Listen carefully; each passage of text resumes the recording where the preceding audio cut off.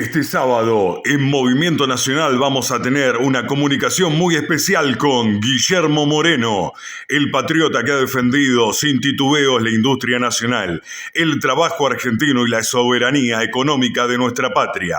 Vamos a conversar sobre la actualidad, el rumbo del país y los desafíos del Movimiento Nacional. Este sábado, 9 a 10 de la mañana, por Radio Alternativa FM 99.3. Muchísimas gracias por contestarnos, Guillermo. ¿Qué tal? ¿Cómo estás? Un placer, viejo. Bueno, muchísimas gracias. Vos sabés que justamente estábamos haciendo la intro, esto de América para los americanos, y me parece por ahí importante charlar con vos cómo estás viendo este momento geopolítico, como para ir metiéndonos en el tema. Mira, se está consolidando definitivamente el nuevo orden internacional, donde el nacionalismo reemplaza a la globalización. Ya los dolores de parto se van terminando, se van terminando las situaciones en Medio Oriente, se van terminando las situaciones en Europa. Hay que prolijar lo que está pasando en el Caribe, que está directamente vinculado con el Atlántico Sur, y eso nos involucra. Y finalmente va a ser el eslabón definitivo, que es el Mar de China, o como lo quieras llamar, el Mar del Sur, que es el espacio entre Taiwán y la República Popular China, y ahí se va a definir cuál es el rol de China en el mundo. Y eso es lo que estamos asistiendo, lo que nos involucra a nosotros, porque ese conflicto con China pasa por otro lado. Simplemente nosotros tenemos que estar en el lugar de los victoriosos, no en el lugar de los que van a perder. En realidad, para nosotros está casi terminado. Me parece que está claro que la dicotomía entre América para los americanos, como dijiste vos, América para la humanidad, tiene un final que está determinado, y en ese espacio nosotros tenemos que discutir, bueno, con los submarinos brasileros y los portaaviones brasileros, y del otro lado, obviamente los ingleses, la presencia en el Atlántico Sur, que es retirándose los ingleses de Malvinas. Obviamente que va a tener una presencia Brasil, no la que ellos pretendían, pero para eso tienen los submarinos que están teniendo, ¿no? O sea, en eso no se lo puede negar. Claro. Pero está claro que no es lo que ellos pensaban allá en los últimos 30 años, que era lo que tenían que tener un asiento permanente en el Consejo de Seguridad de Naciones Unidas, olvidándose que la Argentina es la Argentina, ¿no? Bueno, me parece que eso sí es una hipótesis que ya hay que archivarla, pero la Argentina no tiene que cometer el error de pensar que Brasil, en parte del Atlántico Sur, sobre todo donde ellos tienen su expansión desde el continente, no van a estar, digamos, por eso votaron el submarino que votaron, no, igual ya lo habían terminado, pero esa es la explicación geopolítica. Claro.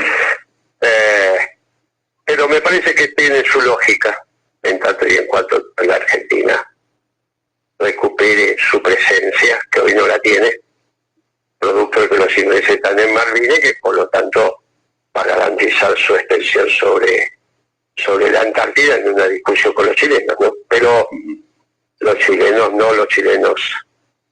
de hoy, que tienen este tratado de defensa estratégica con los británicos, y que eso nos perjudica enormemente en algo que el que va a ganar la presidencia, que es Cático, que quiere volver a discutir con la Argentina. Todo esto está en juego, lo tenemos que resolver correctamente. Si resolvemos correctamente eso, es muy importante para la paz. Y esto es al margen del gobierno, esto es al margen de mi ley. Esto tenemos que pensarlo en un horizonte de mediano plazo, que por lo menos son 10 años, ¿no? Vos sabés que uno ve el gobierno y después de que ganó las elecciones, o así medio dibujadas, pero vamos a darle el margen de duda, se montó como un operativo casi mediático de prácticamente todos los medios, que antes uno escuchaba a algunos que agarraban y decían, bueno, lo de Milei está bastante mal, se viene complicando la mano. Aún los que más apoyaban al gobierno estaban diciendo que estaban mal los números, que estaba mal la base económica, y después de las elecciones como que eso se borró. Ahora es como que todo es optimismo. Es cierto, esto yo solamente lo vi en la dictadura, no porque Milei sea un dictador, no, obviamente ganó a ley de juego, porque en ese momento tenía lógica, dada la multiplicidad de sensores que había por todos lados, de que los medios estuvieran absolutamente alineados con ese gobierno. Ahora, creo que acá no los alinea el gobierno, no lo veo al gobierno con esa capacidad de hacer esos temas, sino la vocación de los medios de terminar con el peronismo. Y considerarán que es ahora o nunca. Ahora reducir el peronismo a un partidito y después se harán cargo del gobierno, porque obviamente no es que son libertarios de ninguna manera. Libertarios es una tontería, es un juego de estudiantes que se están por recibir de economía y que tienen tiempo ocio porque todavía no tienen ocio porque todavía no trabajan, bueno, y se dedican. No, la verdad que creo que es eso. Creo que hay que sencillamente dejar que pasen las semanas, días, y la realidad no se puede tapar con la mano, el sol no se puede tapar.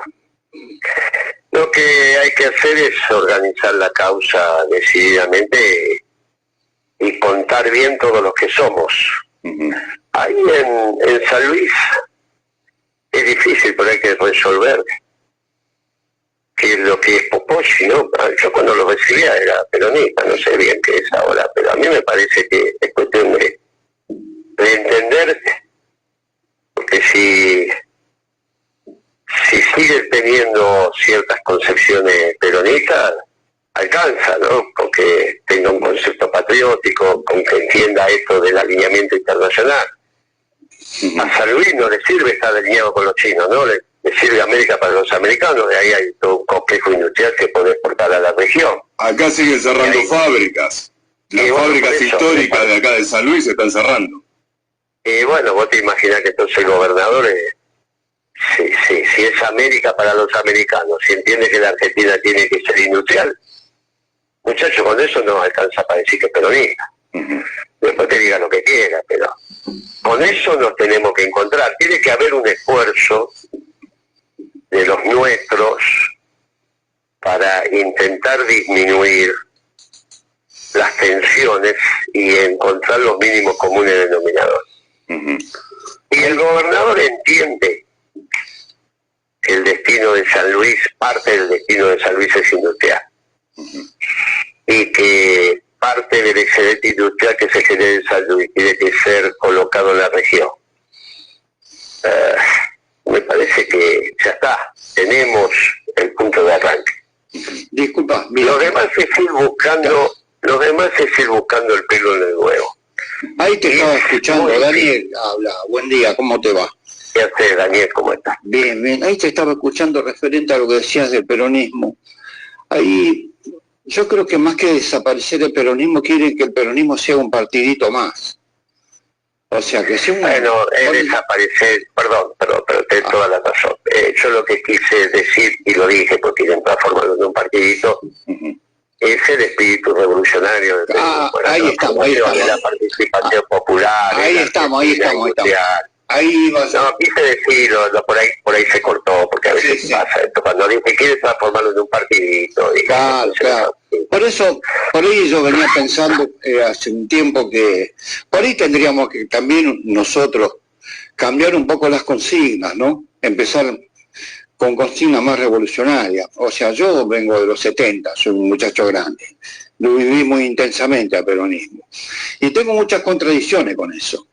Porque si nosotros no planteamos consignas más revolucionarias, que sea la esencia del peronismo. Como, qué sé yo, el peronismo será revolución o no será nada. Te lo digo simbólicamente, ¿no? Hay un montón de cosas claro, más. pero ¿qué sería la revolución hoy? No, que los por eso, trabajadores tengan el 60% del ingreso nacional, por ejemplo. claro, por eso te decía... 60-40, y eso es lo que estamos diciendo. ¿Qué sería revolucionario? Que haya trabajo para todos. Eso es lo que estamos diciendo. Por ahí Que para que haya profundizarlo un trabajo poco para más. todos sea la Argentina industrial, lo estamos diciendo. Que las Fuerzas Armadas se vuelvan a encontrar con su pueblo en la construcción de la nación en armas. Nos estamos encontrando. La verdad que todo lo que haya educación, vacaciones, obra social, que todo trabajador pueda tener su casa, su auto, me parece que, bueno, eso es revolución. Terminar con este empleo absolutamente informal, innecesario, construir la comunidad organizada donde reine la solidaridad y el amor. Me parece que eso es la revolución hoy, Sí. Eso es la revolución. Y bueno, eso es lo que quieren quitarle al peronismo. Yo estoy de acuerdo con vos.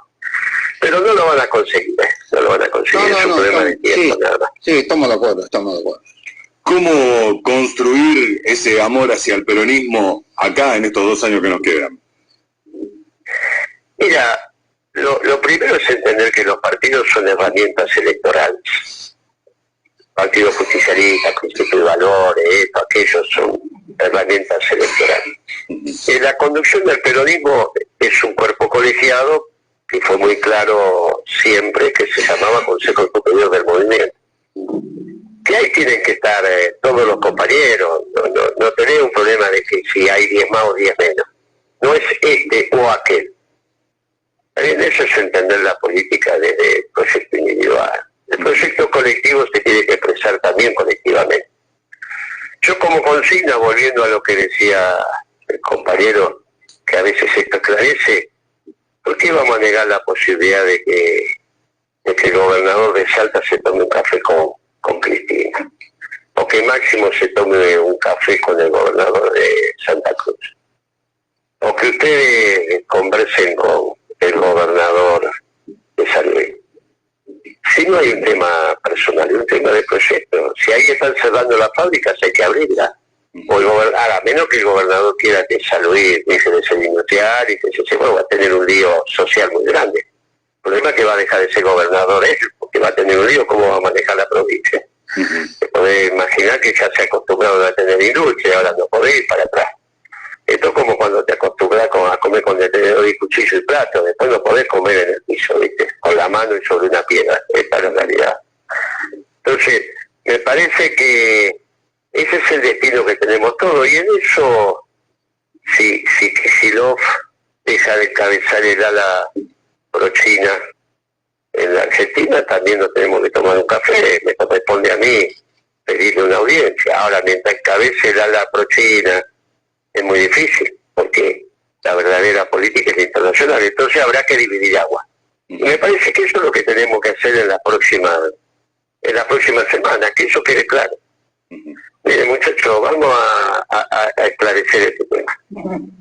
Vamos a seguir diciendo que el futuro es China, que somos complementarios, y que entonces nos olvidamos de la región, y que es América para la humanidad, y que no tiene ninguna importancia.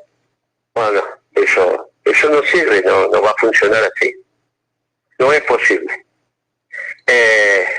No, bueno, pero Brasil está yendo para allá. No, estaba yendo para ahí. Ahora ya Trump habla bien de Lula y te va a imaginar que no hay ningún desafío posible en ese eje a América para los americanos.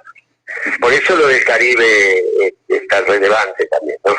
Que Estados Unidos haya puesto sus portaaviones más importantes en el Caribe, no va a ser para bombardear Caracas y para voltear un presidente. Eso hay que descartarlo. Son otras las discusiones que hay ahí. Es el precio del petróleo pesado de la cuenca del Orinoco, donde, bueno, hay toda una discusión sobre a dónde tiene que estar el precio del petróleo a nivel internacional, no en cada uno de los países. Bueno, en eso Estados Unidos tiene ventaja, sobre todo con el gas. Bueno, no quiere que ese precio del petróleo habilite a que China pueda tener un abastecimiento barato. No le sirve a Rusia a Estados Unidos, pues tampoco le sirve a Rusia eso, tampoco le sirve a Rusia. Así que me parece que ahí no hay un tema expresamente contra Maduro por HBOC, hay un tema sobre la relación y el precio del petróleo. Me parece que eso es lo que están discutiendo con las reservas más importantes del mundo, más importantes que Arabia Saudita, son las reservas que tiene Venezuela en el Orinoco. Bueno, me parece que resuelven eso y se resuelve ese tema.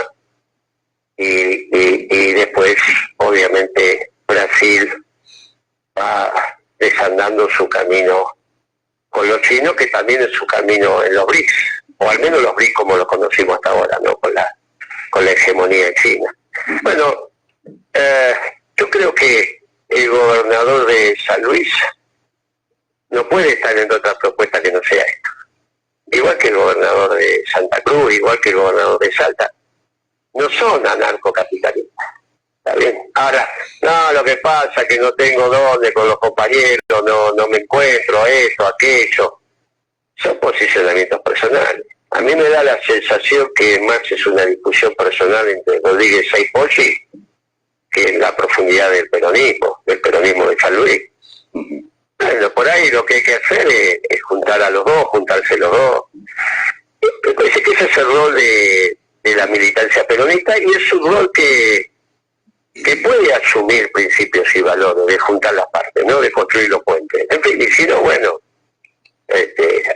surgirán los que reemplazarán a los dos, que no es vocación de ningún dirigente en San Luis reemplazar ni al gobernador, ni reemplazar a Alberto Rodríguez. Me parece que es vocación que se junten todos detrás de la doctrina. Y si vos juntás a todos, incluso al otro Rodríguez, ¿cuánto queda en San Luis que no sea peronista? Me parece que eso es lo que hay que hacer. Buen día, Guillermo. Andrés te habla.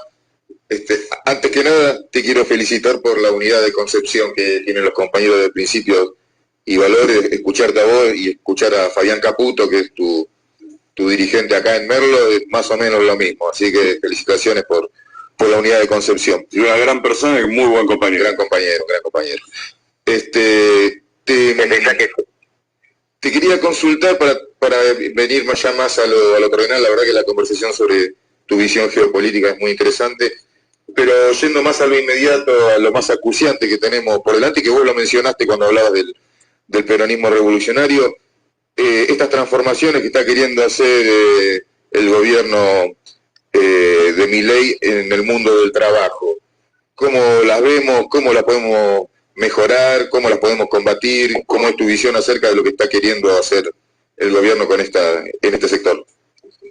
Mira, siempre que vos avanzás sobre el mundo del trabajo lo tenés que hacer con el país en crecimiento. Bien, claro. Porque si no, lo que termina siendo distribución del ingreso, la que no se lleva el capital porque no hay mercado, porque no vende, se la quiere llevar a costa de los trabajadores y eso no está bien. No está bien, no es la armonía entre el capital y el trabajo. Eso es el abusarse del capital sobre el trabajo y es la parte de la marcha que dice combatiendo al capital, que eso se escribió porque el capital en aquel momento tiraba la perinola y salía como todo, ¿no? Entonces,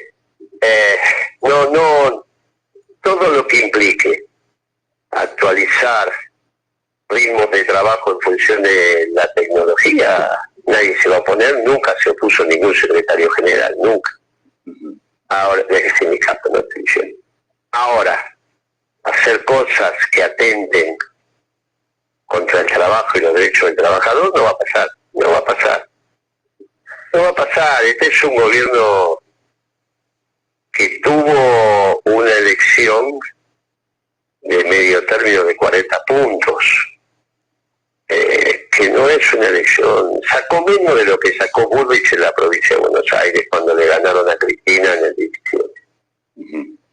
No me parece, y vos ya viste cómo terminó Macri, no se ve ningún atisbo de que esto vaya en otra dirección más allá de lo que tratan de explicar los medios, como vos lo dijiste al principio. Pero eso no es la realidad, eso es una opinión publicada, no la realidad. Las deficiencias de este esquema económico que hicieron que primero viniera el fondo y después el tío Scott,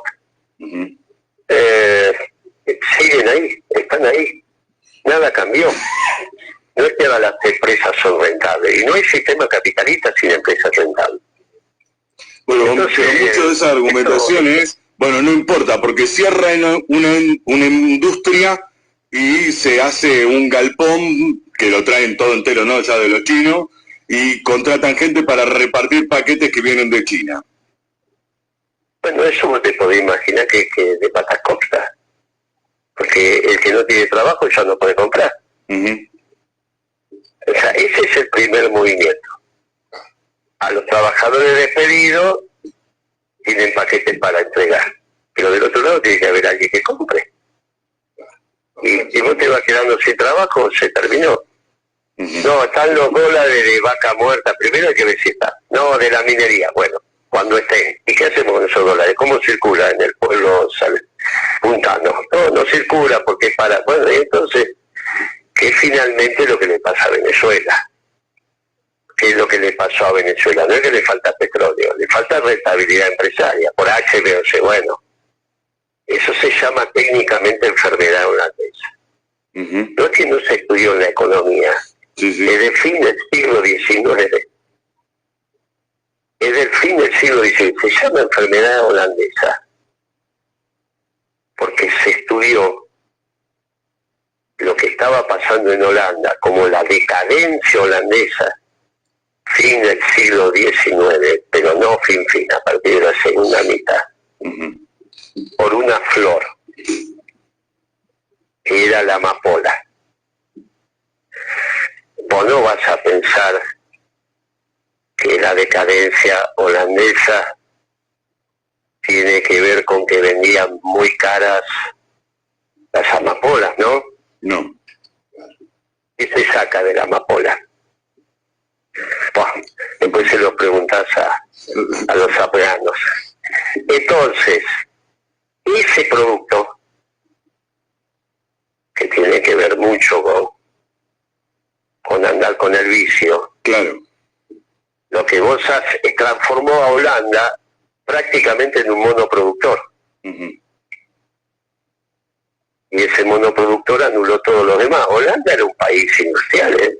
Sí. Fueron los primeros que procesaron la harina con los molinos seriamente. Era ya un país textil. Sí, de hecho Inglaterra le roba el método de producción y empieza a hacer lo mismo con los molinos alrededor de los ríos. Le roba, es una tecnología que va de acá para allá, no es que le roba. Bueno, se lo lleva para su país. Bueno, es lo que te quiero decir. El monoproducto de la amapola, hizo que Holanda perdiera el tren de la historia. Bueno, no te olvides que Sudáfrica llegó a ser holandesa, ¿no? O sea, después vamos sobre las características de ese pueblo, que es un pueblo muy cruel, etcétera, etcétera, pero la enfermedad holandesa se llama así técnicamente, ¿eh? Bueno, la enfermedad holandesa es lo que se expresa en Venezuela con el monoproducto, en este caso llamado petróleo. Bueno, eso la Argentina lo estudió. ¿Sabes por qué lo estudió la Argentina? Necesariamente. Porque tuvo la pampa húmeda, que también tiene la pampa húmeda, zona núcleo. Sí. Y esto también llevaba a generar un monoproducto, por eso la sociedad rural decía que la Argentina era para 15 millones de habitantes y no más. Ahora, cuando viene la inmigración, llega el peronismo, reindustrializa, bla, bla, bla, y hoy la Argentina son 50 millones, no da para hacer monoproducto. Así como no alcanzaba con la papa húmeda, tampoco alcanza con vaca muerta ni alcanza con alguna mina. No, bueno, pero se complementan y entre los tres tampoco alcanza. Tampoco alcanza porque eso no llegaría de ninguna manera a San Luis. No llegaría porque San Luis, para tener soja, necesita una buena logística y que el precio de la soja esté donde esté. Si no, se deja de hacer soja.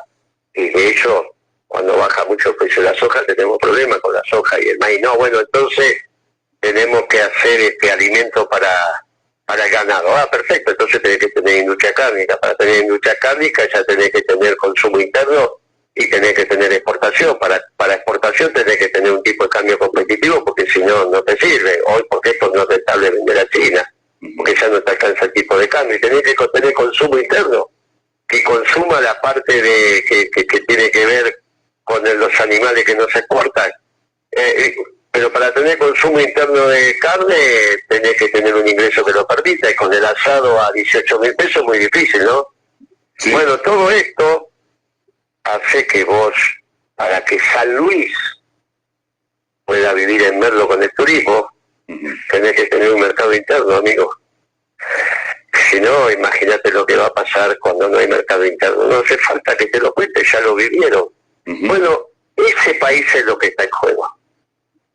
Nos tenemos que encontrar en ese que, digamos, los hermanos Rodríguez Sá y Poggi están en contra de lo que yo estoy hablando, no creo. Más los dirigentes de segunda, porque ellos son todos grandes, ¿no? Como soy yo también. Los dirigentes de segunda línea van a estar en contra de esto. No. Bueno, entonces lo que hay que hacer es juntar las puntas, juntar los corners, juntar. Y ese es el rol del principio y valores y de los peronistas de bien. Los peronistas que sienten que tienen que trabajar por la patria como ustedes. Me parece que ahí tenés un trabajo, tienen que llamarlo a los muchachos y decirles, mire, Moreno dijo esto, o nosotros pensamos esto, ustedes que están pensando. No, porque Poggi en realidad me hizo esto, aquello, no sé, que me metió los dedos en los ojos, que el otro me debe plata, el otro se enoja porque no sé qué sé yo. Bueno, yo me quedé sin laburo. El peronismo del resto del país trata de entender por qué se pelearon Adolfo y Eduardo. Y Alberto. Que nadie lo sabe por qué se pelearon. Capaz que alguno de ahí lo sabe, pero la verdad que no, yo no lo sé. Que no tiene lógica que dos tipos que caminaron juntos toda la vida de viejos se peleen. No sé, salvo que sea por plata, pero si cada uno tiene lo suyo. No creo que le falte a ninguno de los dos 100.000 pesos, ¿no? No. Bueno, entonces es ridículo, no sé qué es lo que está pasando. No logro entender. No, porque se metieron no sé qué, que si las mujeres, que si esto, ¿qué tiene que ver que se metan las mujeres? Está bastante informado. Claro, bueno, porque tiene su amigo Trombetta. Eso no es amigo. Pongámonos las pilas, eso no es información. Mirá, si porque se meten las minas va a estar el juego el destino de una provincia. ¿De qué estamos hablando? Sí. No, déjense, no, se pelearon los primos, déjense de joder con tremenda pendejada. Está el destino de los muchachos en San Luis, está el destino, está bien que a veces, viste, pueblo chico, infierno grande, pero hay que tener una mirada un poco más arriba, hay que subir, hay que elevarse. Hay que pensar en la patria, y si no, pensá que se vienen los chilenos y ahí vas a ver cómo se juntan. Vos sabés que, Guille, te hago la última pregunta y ya te despido, pero me parece que es interesante que puedas explicarle a nuestra audiencia un poco lo que está pasando en los medios de comunicación con esto que están hablando de un 5% de crecimiento, y me pareció muy interesante lo que vos decís. Sobre eso vamos a hacer el artículo para el lunes que viene. No, pero es una barbaridad. Simplemente hay que leer, hay que agarrar el informe del INDEC. Ningún otro informe, el informe oficial, el que publicó el INDEC el día martes a la tarde. La última página de ese informe. Pero el INDEC la puso en la última. Bueno, loco, hay que leer todo el informe. Está bien, tienen derecho a poner, siempre va a haber una última página, así que es una página muy importante, sí, es última, sí, pero léela, no sea vaguito. La última página lo que explica es un dato, una construcción muy importante que se llama incidencia. Técnicamente la incidencia es cuánto explica el sector turismo o cuánto explica el sector inmobiliario, el sector minero en el total de la economía. El porcentaje.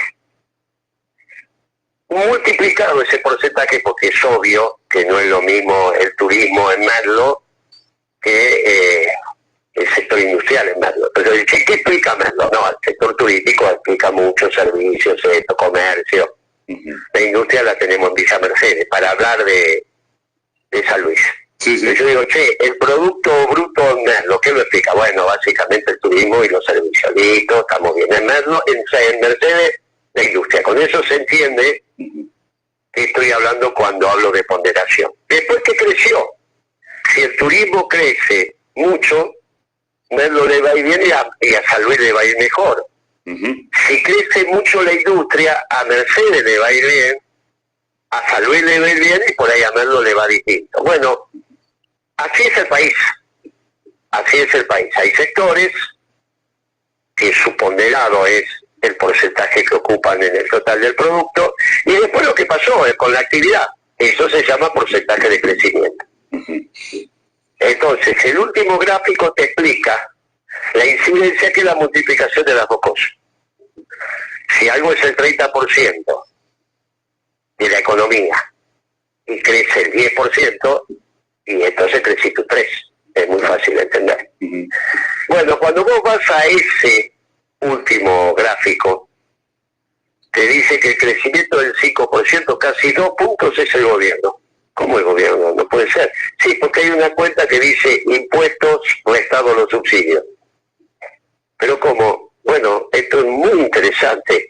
Los gobiernos peronistas cobran impuestos, sí, pero se lo devolvían al sector privado, sí, a través de subsidios. Le devolvían una parte. Este gobierno cobra impuestos, sí, devuelve no, cada vez menos subsidios. ¿Y eso puede explicar el crecimiento? No, ridículo, pero como se calcula a precios de mercado, y los precios de mercado tienen impuestos, los impuestos cada vez son más dentro del precio promedio y el bien promedio que se vende en la Argentina, porque en realidad los bienes los fabrica el sector privado, pero el precio se arma con impuestos. El precio que vos pagás de cualquier vez, algo que compres en negro, es con impuestos. Y como cada vez el gobierno recauda más en proporción a lo que se produce, es como si vos tuvieras que un bien cuesta 100, 50 porque es el costo del producto y 50 de impuestos. Y entonces si cada vez más participa, y como se mide en función de la participación del gobierno también, y la participación del gobierno en lo que recauda, mira que gauchito.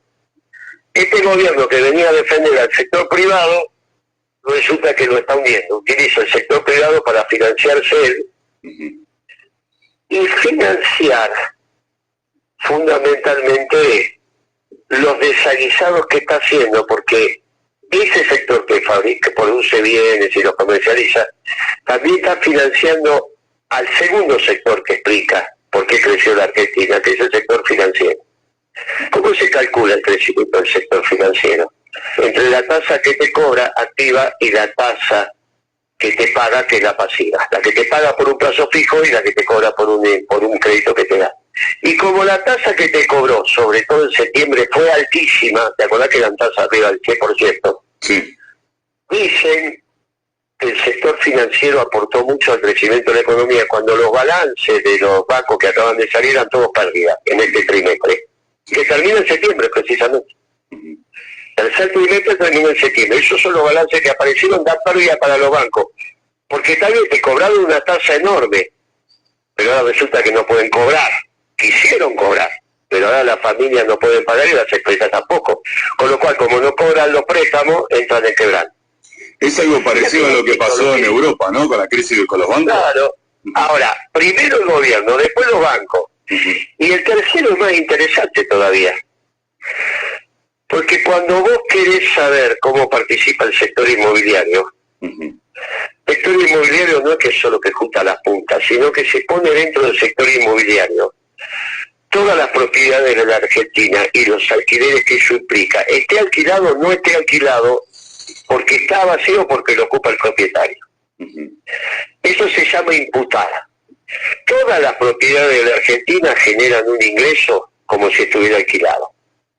Esté desocupado, esté alquilado o lo ocupe el propietario. Si tu casa es tuya, igual el INDEC dice que vos recibís un ingreso por ese alquiler que no pagás, lo cual es cierto, no está mal, porque si el que está sentado enfrente es tuyo, paga el alquiler y los dos tienen el mismo ingreso, vos finalmente recibís un ingreso extra por el alquiler que no pagás, y efectivamente lo gastás. Ahora, al haber aumentado el alquiler, porque se actualizó, eso también explica algo importante del crecimiento. Y después las fábricas que cierran y se transforman en mayoristas, comerciantes mayoristas, dicen que eso es crecimiento, porque creció el sector mayorista, pero creció la producción.